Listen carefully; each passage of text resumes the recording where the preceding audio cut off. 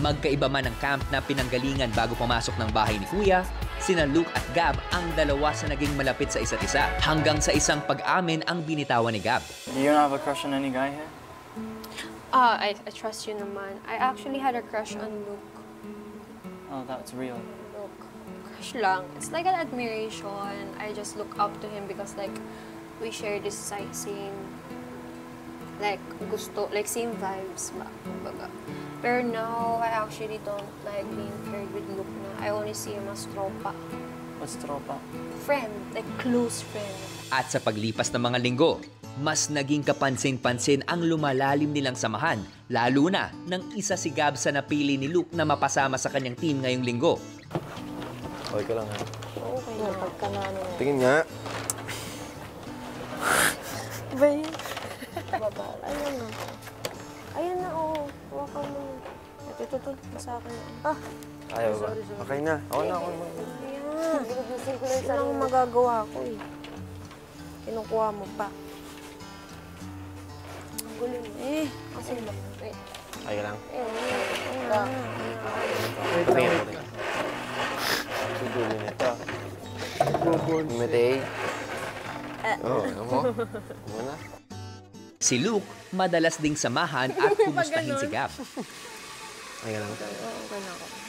Tingin. 4, 5, 6, Ganyan. Binibilang ko!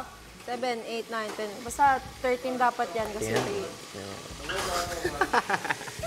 tawa. Si Ate Gab at si Kuya Luke, alam na this, na medyo nagkakatuwaan lang sila or nagkikwentuhan. Natuwa, kinilig rin po ako, Kuya. So, sobrang tamis po nilang dalawa.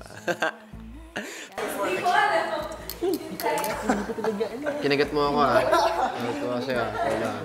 Deserve. Siya po din ito, eh. Charot na! Charot nga lang! Okay ka lang, Okay lang ako. I'm fine, thank you.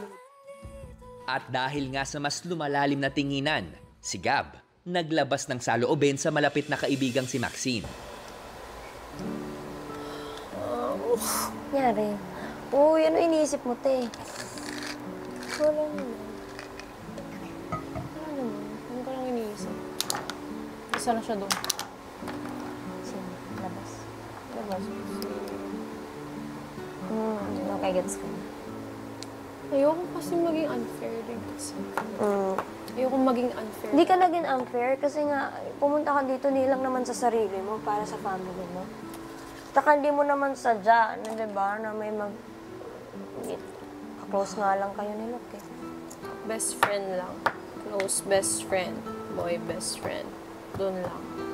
Ayoko kasi yung parang tropa lang talaga kasi talaga. Ayoko ano. Okay. Kasi ayoko din kasi mag-assume. Ayoko maging assumera din kasi. Imposible din na hindi ka na-attract ngayon sa taong pinaka-komportable mo makasama. And yun yung pinipigilan mo sa sarili mo to the point na nag-o-overthink ka. Kasi di mo iisipin yung sa labas kung wala kang nararamdaman dito. Nang ganito. Ayoko nang ganito. Sina Gab at Maxine, hiningi rin naman ang payo ng malapit na kaibigan ni Luke na si Ashton. Nay, ano ka ba dahil siyempre may manliligaw ka sa labas? Oo, ayoko naman maging unfair kasi. Pwede ko naman. Parang ang two-timer ko, no? Ayoko. Naman two-timer, wala ka namang ginagawa. Ayoko nang gano'n, hindi ako gano'n eh. Hindi ka naman talaga ganun, hindi ka two-timer.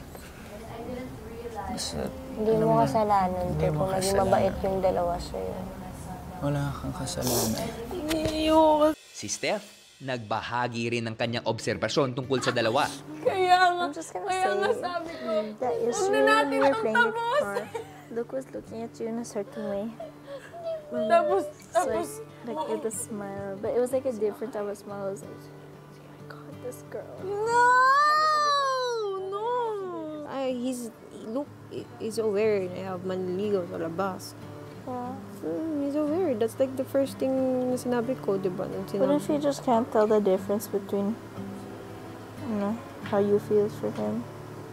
You just see him as like a really close friend, or if, you know... I mean, like, I don't wanna lose them both. Lalo na yung manliligaw sa labas. Pero if Pero dun kay Luke naman, I'm happy, so happy if magiging tropa kami. And that's good. That's good naman. Nothing, I don't think anything's gonna change.